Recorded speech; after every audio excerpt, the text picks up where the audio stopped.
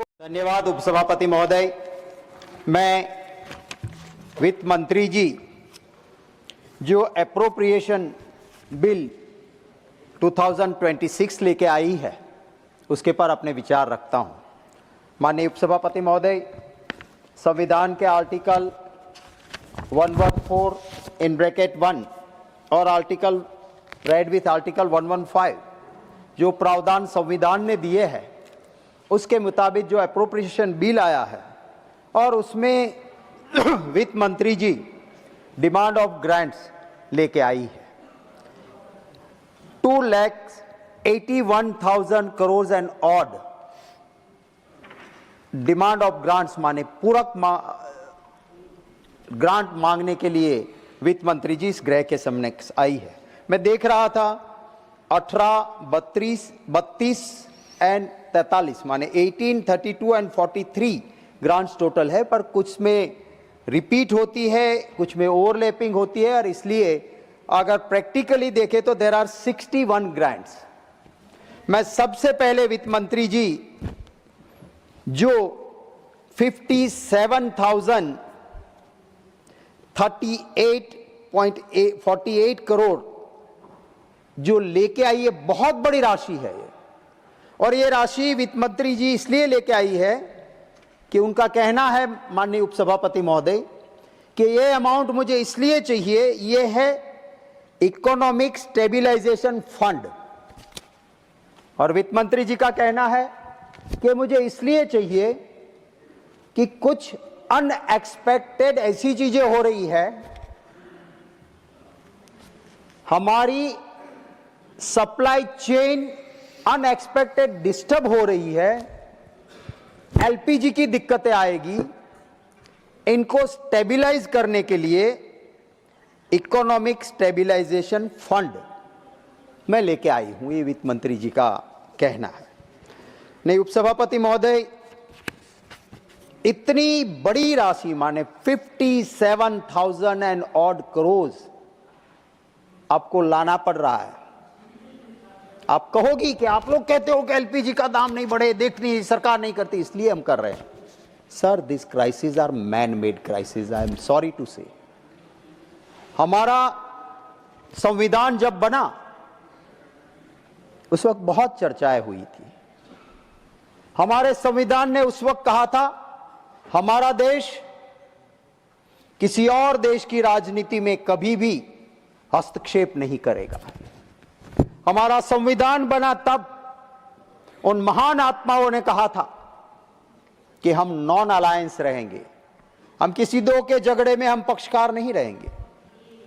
आज क्यों ये हो रहा है, आपने कभी सोचा है? हमारी सबसे बड़ी सप्लाई चेन जिस चैनल से आती थी उस चैनल का कंट्रोल ईरान डिस्टर्ब कर सके ये दुनिया जानती थी। आपका सबसे बड़ा सप्लाई चेन ईरान के पास से गुजरता था। आपको क्या हरमोज में आपको पता था कि हमारे लिए इंपॉर्टेंट है? आपको क्या जरूरत थी जब ऐसा माहौल था? आपको पता नहीं है, आपका विषय नहीं है। कुछ बीजेपी में बैठे उनको पता नहीं कि एप्रोप्रिएशन बिल क्या है और मुझे टोकते हैं। संजय जी, सर मैं ये कहना चाहता हूं, आप नहीं, आप उनको भी रोक रहे हैं, आपको भी रोक रहे हैं। आप take your seat Sanjay ji. No, मैं उनको भी कर रहा हूं, आपको भी कर रहा हूं। आप बैठ जाइए, मैं आई विल नेम यू। मैं नहीं चाहता, उनको भी कहा और आपको भी कहा। आप वो गुस्सा मत, प्लीज। नहीं, ये क्या तरीका है साहब? मैं सबको बोल रहा हूं और आप हर बीच बैठ करके आप बोलते जाएंगे हर बीच, ये क्या तरीका है? माननीय शक्ति सिंह गोहिल जी, मैं सबको रोक रहा हूं। प्रमोद जी, कोई आप सबसे आप फिर आप टिप्पणी कर रहे हैं, उधर से चुप है, क्या तरीका है? कभी भी बैठकर सीट पर बोलना क्या तरीका है? बैठिए सबसे प्लीज। अभी तो कोई नहीं बोल रहा, अभी तो कोई नहीं बोल रहा। आप बैठ जाइए संजय जी, मैं कह रहा हूं बैठ जाइए। कोई नहीं बोल रहा, अभी आप शुरू कर रहे हैं। प्लीज बोलिए शक्ति सिंह गोहिल जी। सभापति महोदय, I know my scope and whatever I am submitting that is within the scope, because in the appropriation bill there is a demand and huge demand. When there is a huge demand, on that I am speaking, but unfortunately my friends from BJP, they don't know anything and unnecessary interrupting. आप बोलिए। Sir, मैं ये कहना चाहता था कि हमें हमारा सबसे पुराना अच्छा व्यवहार ईरान के साथ था। जब चल रहा था ये, हमें कोई जरूरत नहीं थी इजराइल पहुंच जाने की और ये मां की भूमि, ये बाप की भूमि करने की कोई जरूरत नहीं थी। कुछ देश है जिनको दिक्कत नहीं आ रही है क्योंकि वो इस तरह से पार्ट नहीं बने। आज देश जो भुगत रहा है, विदेश नीति किसी पॉलिटिकल पार्टी की नहीं हो सकती है। पॉलिटिकल पार्टी आती है, जाती है, विदेश नीति देश के लिए होती है और विदेश नीति देश के हित में होती है, बिना सोचे समझे। क्योंकि ये जवाहरलाल नेहरू जी ने किया था, क्योंकि कांग्रेस ने किया था, तो मैं दूसरे के साथ ऐसी विदेश नीति, ये नहीं चलता है सर। और इसीलिए आपको 58,000 एंड ऑड करोड़ का आज आपको इकोनॉमिक स्टेबिलाइजेशन फंड लेके यहां पर आना पड़ रहा है। मैं जरूर आपके जरिए वित्त मंत्री जी को कहना चाहूंगा कि आपकी सबसे ज्यादा चिंता गैस सप्लाई की है।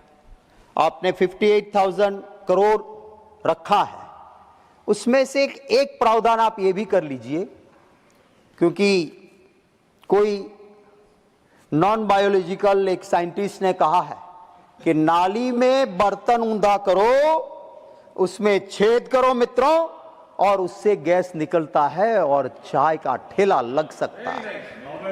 और अगर यही चीज है तो आप ये 58,000 करोड़ में से वो भी कर लीजिए, ताकि हर जगह पे नाली तो निकलती ही है, उल्टा बर्तन डाला, पाइप लगाई और हो गया। सर, ये गैस की चिंता है सर। हमारे एक पक्षी को हमारे गुजरात में शाहमृग कहता है।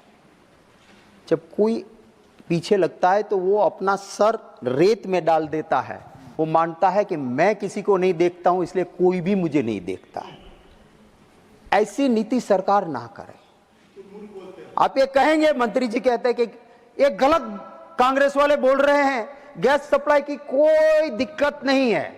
आइए मेरे साथ, मैं दूर रहूंगा, आपको अहमदाबाद से लेके हर जगह पे गैस सिलेंडर के लिए लोगों की लाइन दिखाऊंगा। क्या ये ऑपोजिशन की लगी हुई लाइन है? क्या इसकी एक जो प्रॉब्लम है आवाम का, उसका हम स्वीकार नहीं करेंगे तो उसका हल नहीं निकलेगा। इसलिए मैं चाहता हूं कि सरकार इस बारे में गंभीरता के साथ जरूर सोचे। सर, 19.23,000 करोड़ वित्त मंत्री जी की इस एप्रोप्रिएशन बिल में फर्टिलाइजर के ऊपर की ग्रांट की डिमांड है। सर, मुझे कहना पड़ रहा है, आपके इंपोर्ट का परसेंटेज हर दिन बढ़ता जा रहा है। यूरिया जो आप पहले करते थे, आज आप 138.8% और डीएपी 94.5% आपको इंपोर्ट करना पड़ता है। आप डोमेस्टिक प्रोडक्शन की बात करते थे, आप मेक इन इंडिया की बात करते हैं। आप हम क्यों नहीं स्ट्रेंथन करें, सेल्फ सफिशिएंट बनने की कोशिश करें, ताकि हमारे फार्मर्स को दिक्कत ना हो। मैं जानता हूं वित्त मंत्री जी कहेंगी कि यूरिया में मैंने प्रोडक्शन बढ़ा दिया है। मैं आपके जरिए वित्त मंत्री जी को कहना चाहता हूं, वो कौन सा प्रोडक्शन बढ़ा है? Nano urea. साहब, मैं एक किसान हूं, मैंने खेत देखा है, खेती की है।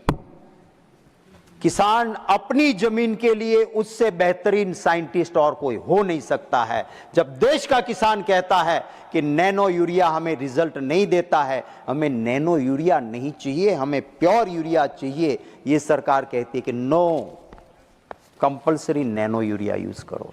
मेरे साथी यहाँ पे विद्वान साथी बीजेपी से भी बैठे, मैं कहता हूँ आप यहाँ हाथ रख के कहिए, गांव में पूछिए किसानों को, क्या वो नैनो यूरिया से खुश है क्या?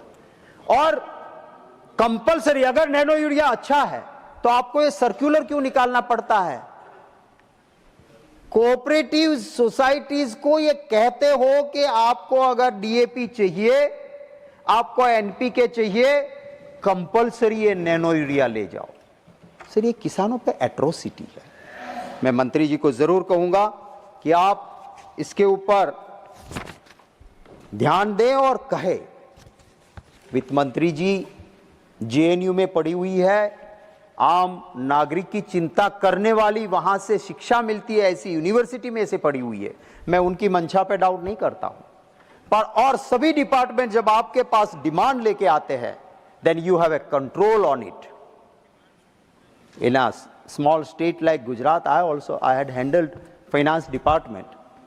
हम पूछते थे उनको कि ये पब्लिक कंप्लेंट्स है, अथवा ये हाउस में चाहे ऑपोजिशन का एमएलए भी बोला था तो हम कहते थे कि विरोधी दल के नेता या ये एमएलए कह रहा था, आपके डिपार्टमेंट को ये ठीक करिए, क्योंकि आखिर में फाइनेंशियल कंट्रोल गवर्नमेंट में फाइनेंस डिपार्टमेंट का है और पूरी सरकार के फाइनेंस का कंट्रोल इस हाउस पे, दोनों लोकसभा और राज्यसभा के मेंबर्स हमारे हाथ में हैं। हम फाइनेंशियल अप्रूवल देते हैं और जब तक यहां से वहां वोटिंग होती है, यहां चर्चा होती है, हम सजेशन दे सकते हैं,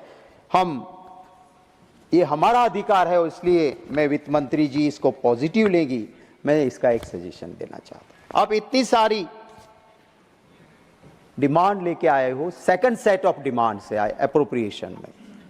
ग्लोबल रैंकिंग में ह्यूमन डेवलपमेंट इंडेक्स 2014 में हम कहां थे और आज कहां पहुंच गए विश्व में, दुनिया में, ग्लोबल इंडेक्स में, इसका जरूर आपको सोचना पड़ेगा। हेल्दी नेशन, वेल्दी नेशन, आपकी डिमांड्स में देख रहा था, इसके ऊपर ध्यान देना होगा। आज कैंसर की ट्रीटमेंट और हम जो सहाय देते हैं, बहुत बड़ा अंतर है। मैंने 10 मार्च को इसी हाउस में मेरा क्वेश्चन था सर, गुजरात में एनीमिक प्रेग्नेंट वीमेन और यंग गर्ल्स कितना % एनीमिक है उसकी बात की थी। जब वो डिपार्टमेंट के ऊपर भी आप कुछ बात करें, मैं जरूर चाहूंगा। Sir, defence services revenue 41,430.48 crore ये ग्रांट एप्रोप्रिएशन में लेके आए।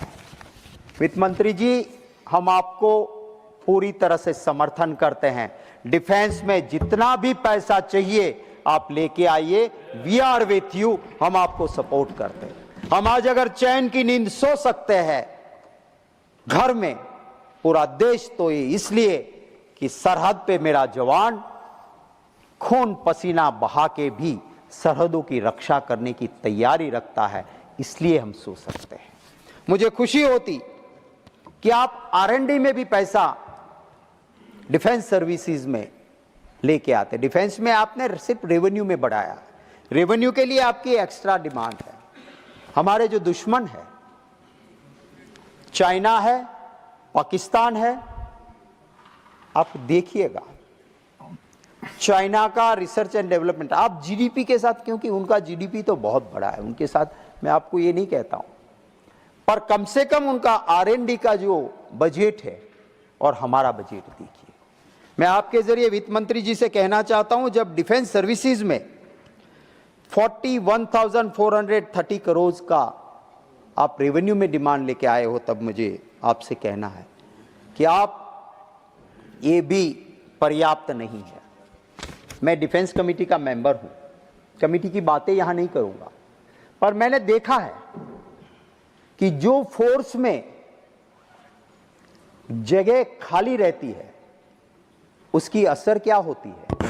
उसकी असर होती है देश की सुरक्षा पे, सबसे ज्यादा असर होती है। मैं पॉलिटिकली ना, मैंने, मेरी पार्टी ने कभी भी आतंकवाद या सेना के नाम पे राजनीति की है। हाँ, और कोई करते हैं तो करने दो, हमने नहीं की है।